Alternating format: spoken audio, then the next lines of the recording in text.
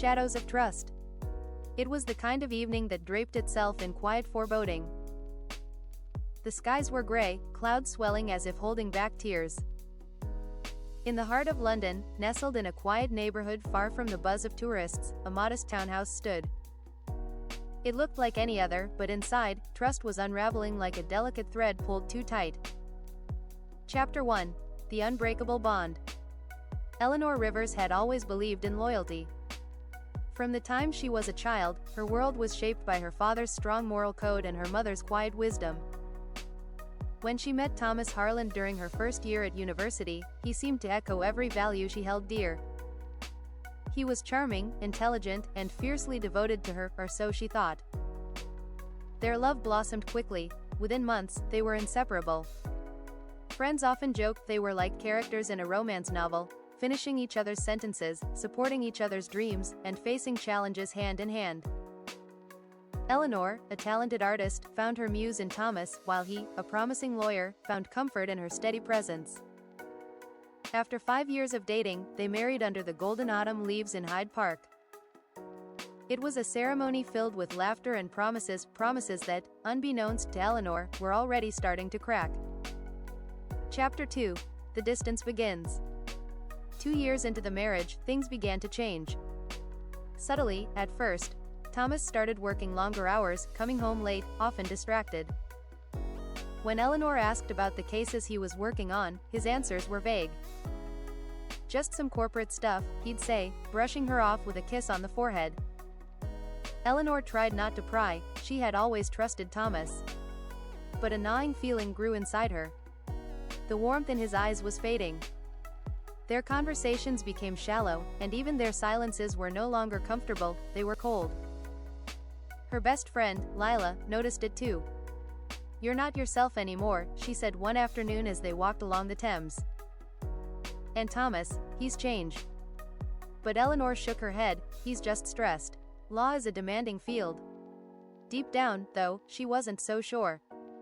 Chapter 3. The Unseen Messages.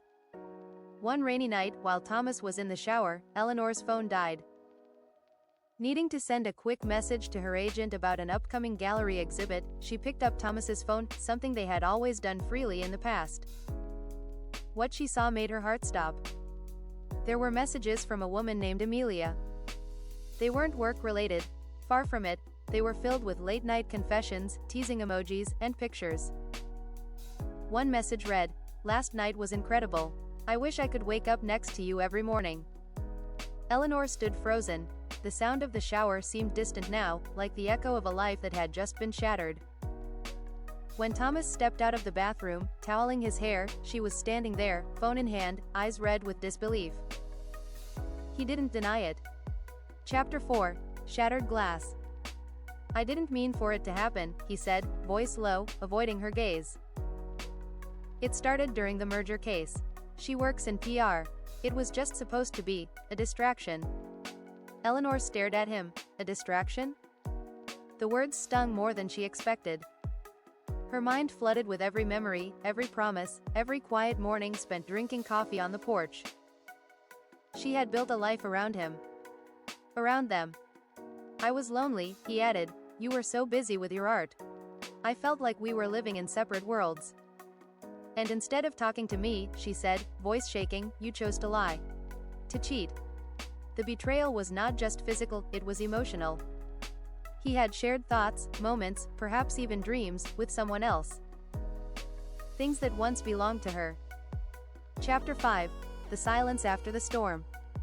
Thomas moved out the next day. Eleanor didn't cry at first, she painted, for hours. Days. Canvases filled with violent reds and mournful blues. Her gallery agent was stunned. "Your work has never been so powerful," he said. But the price of that power was pain. Weeks turned into months. Thomas tried reaching out. Letters, calls, even showing up at her gallery opening. But Eleanor remained silent. She wasn't ready to forgive, nor did she know if she ever could. One evening, Lila came over with wine and chocolate. They sat on the floor, looking through old photos. "I miss who I was with him," Eleanor whispered. "You still are that person," Lila said. "Just wiser now." Chapter 6. Healing in Pieces. Time didn't heal Eleanor, she healed herself. She traveled, met other artists, discovered new corners of the world, and of herself. She laughed again. Slowly, she learned to trust again, not others, but her own instincts. One crisp morning, nearly 2 years after the betrayal, she received a letter in the mail. No name, but the handwriting was unmistakable. It was from Thomas. It wasn't a plea for forgiveness. It was an apology, a genuine one. He wrote of regret, of the life they had, of the person he had become and the man he wished he had been. Eleanor folded the letter neatly and placed it in a drawer. She didn't cry, she didn't smile either. But she felt something she hadn't in a long time: closure. Epilogue. The canvas of her life. Years passed. Eleanor became a renowned artist, her work exhibited across Europe. People often asked about the emotional intensity of her paintings. "There's always truth in pain," she would say.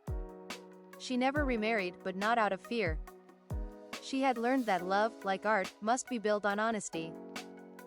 And trust, once broken, is not easily painted over.